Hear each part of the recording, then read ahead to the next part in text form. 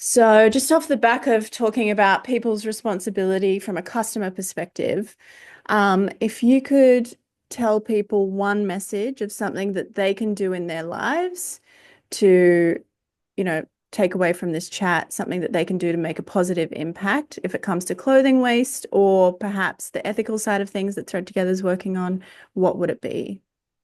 So he has a few things that individuals can do who feel somewhat, in some cases, disempowered. You actually hold a lot of the power as a consumer.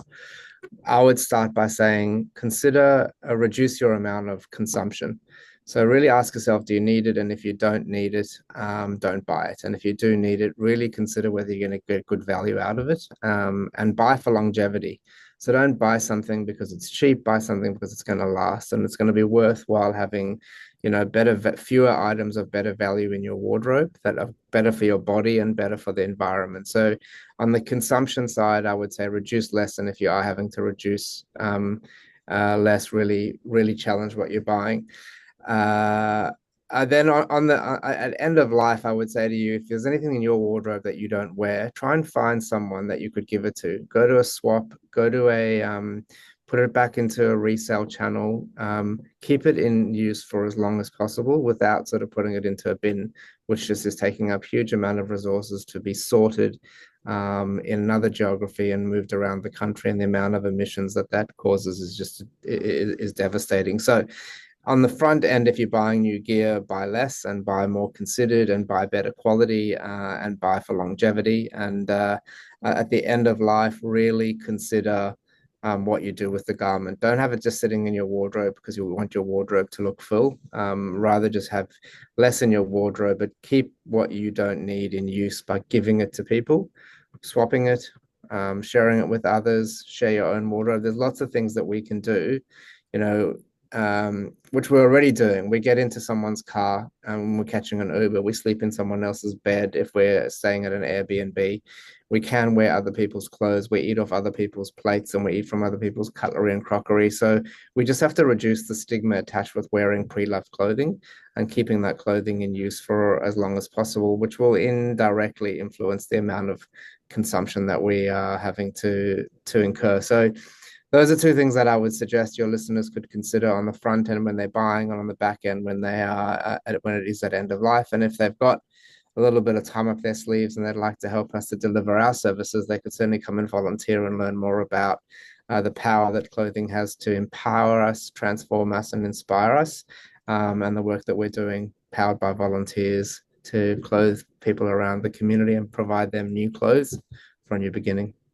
Definitely. And I know lots of people listening will want to get involved. So, apart from volunteering, tell us quickly how they volunteer. Do they just jump on the website? What does that Yeah, look if you jump onto, if you're a brand and you want to come with your team, or if you're a small retailer and you want to come with your team, you're absolutely welcome. You could jump onto our website and just register your team to come along. If you're an individual and you've got a few hours up your sleeve, you're welcome at our center any day of the week. We're here from Monday through to Saturday. We run large groups on a Saturday, which you can register through our website. But if you've just got a few hours on a particular day of the week, just let us know through our website or through our social channels. For those that don't have much time up their sleeves but want to get involved, they could follow us on socials. That's the easiest way in which to help us because it spreads the word through their network. If they are in fashion, and they could let other fashion brands know about the work that we're doing, so we can work with more fashion brands to keep more clothing in use and on the getting onto the backs of people who need it. If they've got a few dollars and they want to provide a new wardrobe to a person in need, they can make a $5 donation on our website. For as little as $5, we can provide a new wardrobe of clothing to someone who's in need. And that can be like 25 or 30 units of clothing. So a small donation goes a very long way in our organization to clothe people who are in need. So those would be, think about what you do with your clothing, but think about what you do with your time and your skills and also your network. And if you've got a few dollars, think about us at the time of the year that you are in a position to give. As I said, for $5, we can provide a wardrobe to someone in need. That's amazing. Wow, if everyone's got $5. Surely that's cheaper than a cup of coffee these days. That's right. Yeah, I That's right. also want to go into businesses who might not be in fashion. So going back to your story of starting off as a chartered accountant, I saw that you've been working with a PR company and that also helps you guys get the message out. Is there any other companies who are listening that might not be in fashion that could help you in a different way?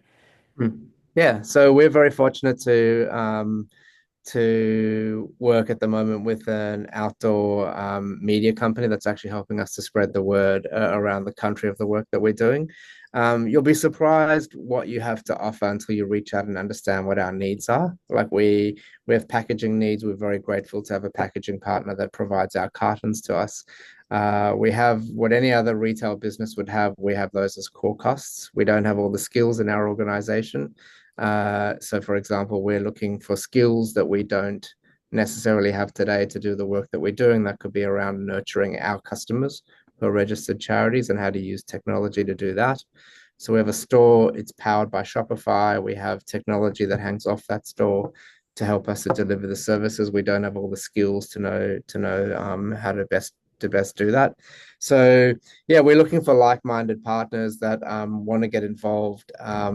They might be able to help us with some of the things that are core to their business. They might be interested in supporting the work that we're doing. Our organization's predicated on partnering and on collaborating, and it's also funded through philanthropy. So we don't have an income stream. We need to fundraise to continue to deliver this service. And if there's anyone who's listening would be interested in supporting us in any of the ways that I've mentioned, we'd be very grateful to have a conversation. Amazing, fantastic. Well, thanks so much for your time, Anthony. Before we go, is there anything else you want to leave us with? I just think the we all have a role to play to reduce our burden on the planet, and to protect those that are experiencing hardship. And every role that we play will make a difference on either the planet. Every action that we take or inaction will have a role on people or on the planet. So I would just say to people, just become or continue to be a better contributor to society, and protect our planet. And that's just looking after those that are doing it tough at a point in time. No one chooses to put themselves in situations of hardship, and everyone has a role to play to uplift those. So, yeah, I would just say look after people and protect the planet, and we'll have a better society and a more resilient environment and economy. Agree. Beautiful. Thank you for your words. Thank you. Have a beautiful day.